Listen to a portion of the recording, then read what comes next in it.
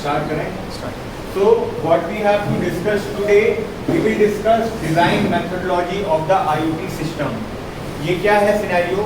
एक IoT system आपका कैसे काम करता है, कैसे बनाया जाता है, क्या उसमें फिजिकल आइटम्स होते हैं, क्या उसके लॉजिकल आइटम्स होते हैं, ये सारी चीज़ें आज हम डिटेल में देखेंगे. तो सबसे पहले इसका अगर बाइफरकेशन देखें तो सबसे पहले आता है what is the physical design of an IoT system.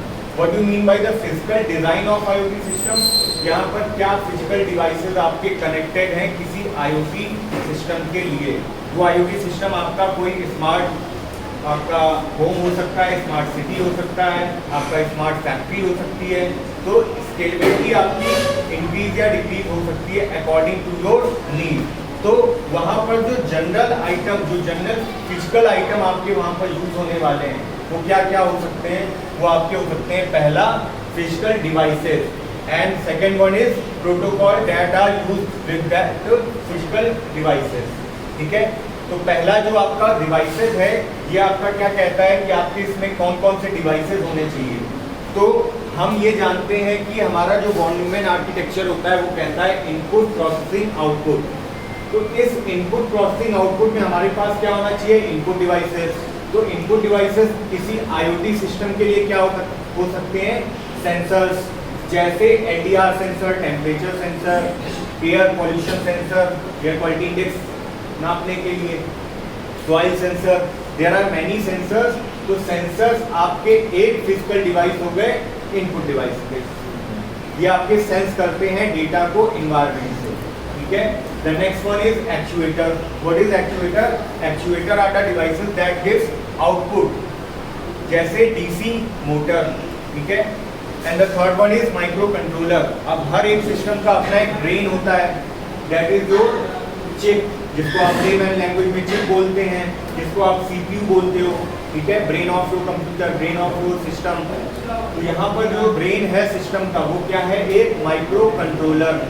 ये माइक्रो कंट्रोलर क्या हो सकता है? जैसे वॉकबी की वेबसाइट पर मैंने तुम्हें कई सारे माइक्रो कंट्रोलर दिखाए थे. उसमें से एक ऑर्डिनो था. ऑर्डिनो के कई सारे पार्ट्स हो सकते हैं आपके. यूनो हो सकता है, मेगा हो सकता है, एडमेगा हो सकता है. इसी तरह रास्पबेरी एक माइक्रो कंट्रोलर है. रास्पबेरी में आपका HDMI मॉड्यूल भी दिया होता है जिसके थ्रू आप ये TV वगैरह कनेक्ट कर सकते हो. ठीक है. तो HDMI कनेक्टर भी आपके रास्पबेरी मॉड्यूल में दिया होता है. Then we have hardware. We can extend our IoT system with some hardware. Increase capability हम यहाँ पर कर सकते हैं IoT डिवाइस में अलग अलग हार्डवेयर को लगा करके. जैसे कोई LCD आपने यूज किया अपने सिस्टम में तो वो हो गया. तो यहाँ पर हमने एक देख लिया फिजिकल डिजाइन ऑफ IoT. तो फिजिकल कंपोनेंट्स क्या हो सकते हैं? अब ये फिजिकल कंपोनेंट में माइक्रो कंट्रोलर जो हैं या सेंसर जो हैं ये आपके कुछ पर्टिकुलर प्रोटोकॉल्स के साथ काम करते हैं या आते हैं. आप कोई माइक्रो कंट्रोलर परचेज करोगे मार्केट से तो उस माइक्रो कंट्रोलर के अपने कुछ स्टैंडर्ड्स होंगे जिसको वो फॉलो करता होगा, यानी कुछ प्रोटोकॉल्स को वो फॉलो करता होगा.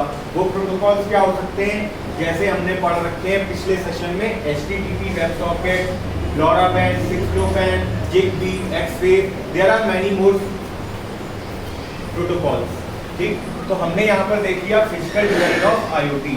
अब हमको देखना है लॉजिकल डिजाइन ऑफ IoT. वो क्या है? 3 लॉजिकल डिजाइन आपके. एक आपका IoT सिस्टम किस तरह से बना हुआ है उसमें आपका पहला आता है फंक्शनल ब्लॉक. क्या क्या चीजें आपके IoT सिस्टम में होंगी लॉजिकल तरीके से, वो फंक्शनल ब्लॉक के अंदर आएगा. Then we have communication model. अब पूरा एक IoT सिस्टम तैयार है लेकिन वहाँ पर कम्युनिकेशन हमें कराना है. बेसिकली हमारा पर्पस क्या है एक IoT सिस्टम के लिए? एक हम कम्युनिकेशन करा पाए, सेंड और receive the data. Communication models कौन कौन से हैं? उसमें हमारे पास 4 कम्युनिकेशन मॉडल है. सबसे पहला है क्लाइंट सर्वर आर्किटेक्चर, जिसको कि आप बोलते हो रिक्वेस्ट रिस्पॉन्स मॉडल. आप एक रिक्वेस्ट करते हो क्लाइंट को, क्लाइंट एक रिक्वेस्ट करता है सर्वर को, सर्वर वहाँ पर रिसोर्सेज को फैच आउट करता है डेटा को और वहाँ से आपको सर्वर आपको एक रिस्पॉन्स जनरेट करके देता है क्लाइंट को. जैसे आप एक वेब ब्राउजर पे वेबसाइट पे डेटा को फेच करना चाह रहे हो तो आप वो क्लाइंट आपने एक डेटा फेच किया है, कहाँ से? सर्वर के थ्रू। सर्वर आपको एक डेटा फेच करके देगा, then we have that data in form of our web page. एक डेटा आपको मिलता है वहाँ पर, ठीक है। ये हो गया क्लाइंट सर्वर आर्किटेक्चर। उसमें हमने पढ़ा कि ये एक स्टेटलेस प्रोटोकॉल हो सकती है यहाँ, या एक स्टेटलेस आर्किटेक्चर है। स्टेटलेस आर्किटेक्चर क्या कहता है?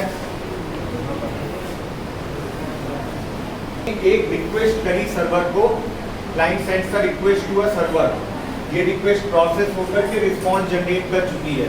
अब जब क्लाइंट दूसरी रिक्वेस्ट करेगा तो पहली वाली रिक्वेस्ट का डेटा क्लाइंट से कोई मतलब नहीं है, वो आपका वहां से फेच आउट हो चुका है। तो stateless communication model in which each request response pair is independent of others, ठीक है। ये आपका कम्युनिकेशन मॉडल में पहला क्लाइंट सर्वर आर्किटेक्चर हो गया। फिर आप एक चीज पढ़ते हो, कम्युनिकेशन एपीआई, ठीक है। यहाँ पर एपीआई का एप्लीकेशन पैकेज इंटरफेस क्या है? जो आप प्रोग्रामिंग लैंग्वेज आप सपोर्ट यूज कर रहे हो, वो प्रोग्रामिंग लैंग्वेज सपोर्ट आपका वहाँ पर कौन कौन सी एपीआई है? Library, API means library.